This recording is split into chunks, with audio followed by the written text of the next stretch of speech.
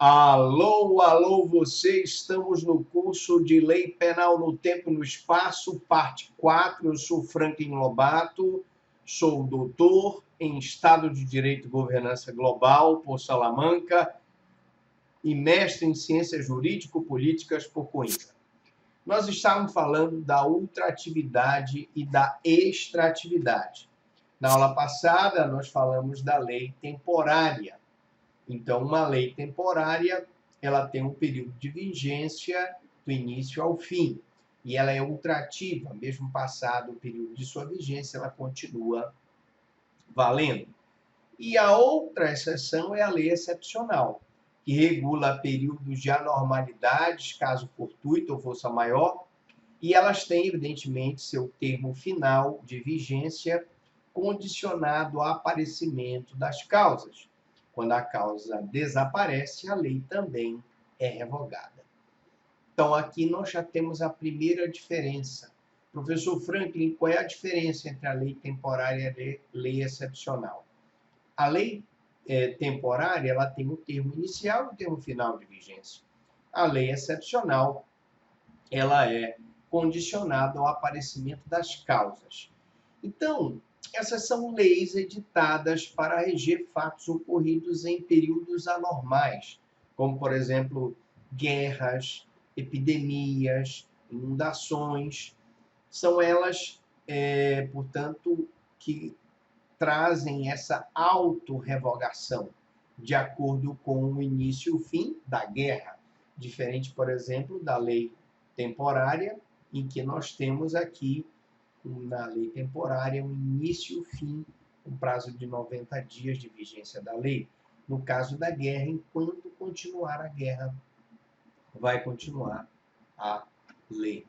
Portanto, nós tivemos na pandemia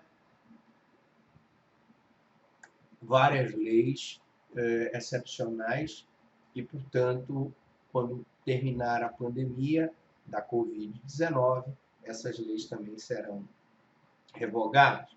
Nós temos situações de inundações e outras situações de catástrofe. Portanto, essas leis excepcionais são leis autorrevogáveis, pois perdem eficácia pela cessação das situações que elas ensejam.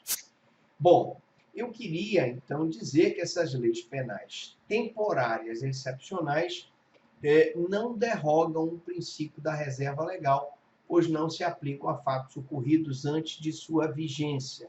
Eu até puxei aqui o pente para fazer aqui um exemplo. Então, eu tenho uma lei aqui, A, que ela tem 90 dias de vigência, e aí eu tenho a seguinte situação, 90 dias.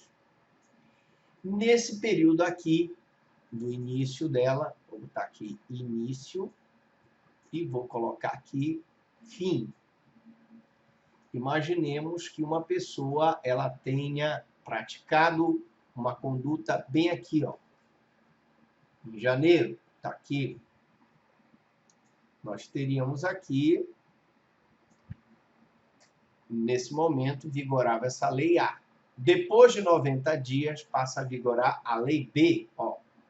Essa lei, ela terminou a lei A, começa bem aqui a lei B. A lei B é mais, vou botar assim, mais benéfica. Ela é benéfica, está aqui bem. Portanto, nesse caso aqui, esse cidadão aqui, ele praticou o fato durante a vigência de uma lei temporária. Pode ser também o caso de uma lei excepcional. Então, durante esse período aqui, nós temos a vigência da lei temporária ou excepcional. Mesmo que uma lei posterior ela venha mais benéfica, esse período aqui, ele não pode ser alterado. Portanto, as pessoas que praticaram conduta nesse período aqui, elas vão responder pelo crime praticado durante o período da vigência da lei temporária e da lei excepcional. Portanto, como eu estava dizendo, são leis penais temporárias excepcionais que não derrogam o princípio da reserva legal, pois não se aplicam a fatos ocorridos antes de sua vigência. São leis que contam com período certo de duração, são leis autorrevogáveis, pois possuem data certa para perder a vigência. Essas leis autorrevogáveis e ultrativas, elas são, portanto, ultrativa significa que ela passa do período da sua vigência, no sentido de continuarem a ser aplicadas durante a sua vigência e, portanto, os fatos que foram praticados durante a sua vigência, mesmo que depois haja uma revogação, mesmo que depois eu tenha uma lei mais benéfica. O Supremo diz que a norma penal, por exemplo, em branco, homogênea, tem efeitos retroativos. Uma norma penal em branco homogênea é uma norma que vem complementar uma tipificação penal e ela é no mesmo grau de hierarquia. Tenho, por exemplo, duas normas penais em branco homogênea, quando são duas leis extravagantes, excepcionais, especiais.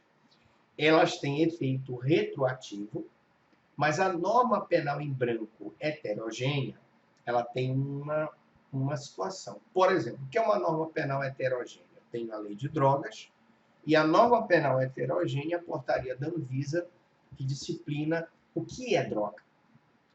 Então, se essa norma penal heterogênea reverte-se de complemento de excepcionalidade, por exemplo, eu posso ter, eventualmente, a legalização da maconha. Então, se ela excepcionalmente prevê que a maconha vai deixar de ser uma conduta considerada droga, essa lei penal heterogênea, sendo excepcional, não há retroatividade. Atenção.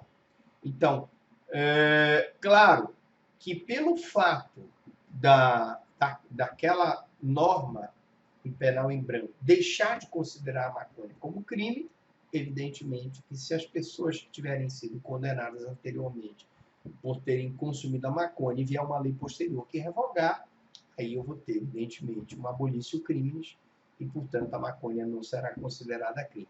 Não havendo a excepcionalidade no complemento da norma penal, incidirá a retroatividade, ou seja, o que eu estou dizendo, se um dia a maconha vier a não ser mais ser considerada como conduta criminosa, essa portaria da Anvisa que desconsiderou a maconha como conduta, eu já tenho, por exemplo, a maconha para fins medicinais, e aí já não é mais, e portanto incide a retroatividade benéfica. Tempo do crime. Vamos falar um pouquinho de tempo do crime. Considera-se praticado o crime no momento da ação-omissão, ainda que outro seja o momento do resultado. Então, tanto a ação do acusado daquele crime quanto a sua omissão é considerada o tempo do crime. Então, não é o momento da sua consumação. Nós falamos na aula passada da extorsão mediante sequestro, cuja consumação se protrai no tempo. Então, aqui, nosso tempo do crime, a lei penal considera o momento da ação-omissão, ainda que o outro seja o momento do resultado. A súmula 582 do Supremo, falando um pouquinho, diz que consuma-se o crime de roubo. Atenção, pergunta de prova. Qual a consumação do crime de roubo? No momento da inversão da posse do bem, mediante emprego de violência ou grave ameaça, ainda que por breve tempo e em seguida a perseguição imediata ao agente, haja a recuperação da coisa roubada, sendo prescindível a posse mansa e pacífica. O que é que ele quer dizer aqui? Que quando o cidadão, o agente, mediante a posse de uma arma de fogo, pede, por exemplo, o relógio, o celular de uma vítima, a partir desse momento, havendo grave ameaça, ainda que ele consiga aquela posse precária e haja uma perseguição e a recuperação da coisa seja feita logo depois, eu tenho a caracterização do roubo para efeito de tempo do crime. Teorias do tempo do crime. É preciso ressaltar que nós temos três teorias atividade, que considera o crime praticado no momento da ação ou omissão. Essa foi a teoria adotada pelo Código Penal. A súmula 145 do Supremo diz: não há crime quando a preparação do flagrante pela polícia torna impossível a sua consumação, e evidentemente que não haverá momento da ação ou omissão se a polícia forjou um flagrante para aquela pessoa ser presa. Portanto, é impossível a sua consumação. A teoria do efeito ou resultado é a que considera praticado o delito no momento da produção do resultado. Muitas pessoas me perguntam o seguinte: para quem compete o julgamento do militar que processa, para ser processado se ele cometeu um crime contra civil com emprego de arma pertencente à corporação, mesmo fora de serviço?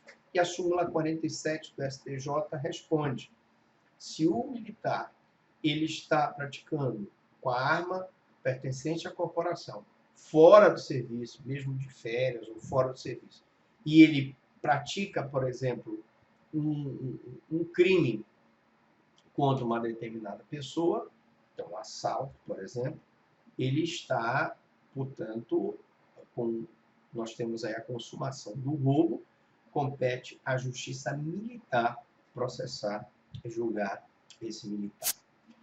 Bom, e temos também a teoria da ubiquidade, né? Vamos só ajeitar aqui. Ubiquidade, eu vou tirar isso aqui, já não tem mais, evidentemente, e vou continuar dizendo que ela considera o tempo do crime indiferentemente com o momento da ação ou do resultado, aplicando-se qualquer das leis em vigor nessas oportunidades. Então, tanto o momento da ação quanto o momento do resultado pode ser considerado para essa teoria. O princípio da ubiquidade não é aplicado aos crimes conexos. Atenção! O princípio da ubiquidade não é aplicado aos crimes conexos. Aliás, a teoria da ubiquidade não foi adotada no Código Penal, que adotou ação e omissão, a teoria da ação e omissão, atividade, mas nos crimes conexos, que são aqueles que estão conectados entre si, mas não compõem o mesmo crime. Eu tenho uma situação do cidadão que invade o domicílio da vítima no âmbito de violência doméstica, descumpre a medida protetiva, ameaça a vítima e agride a vítima. Nós temos aí crimes conexos pela mesma ação, mesmo modo de circunstância de tempo, lugar e modo de execução. Esse crime conexo aí, ele não se aplica aí ao princípio da ubiquidade. Bom, vou falar agora da Lei Penal no Tempo. Olha que slide lindo, verdinho, defendendo o meio ambiente, né? Lei Penal no Tempo e agora Lei Penal no Espaço. Vamos lá. Territorialidade. A territorialidade está prevista no artigo 5º e aplica-se à lei brasileira sem prejuízo de convenções, tratados e regras de direito internacional ao crime cometido no território nacional. Fácil. Crime cometido no território nacional, território brasileiro, territorialidade. É o primeiro princípio. Fácil. Mas na próxima aula a gente vai continuar falando sobre lei penal no espaço. Na próxima aula. Deixe a sua dúvida e a sua pergunta.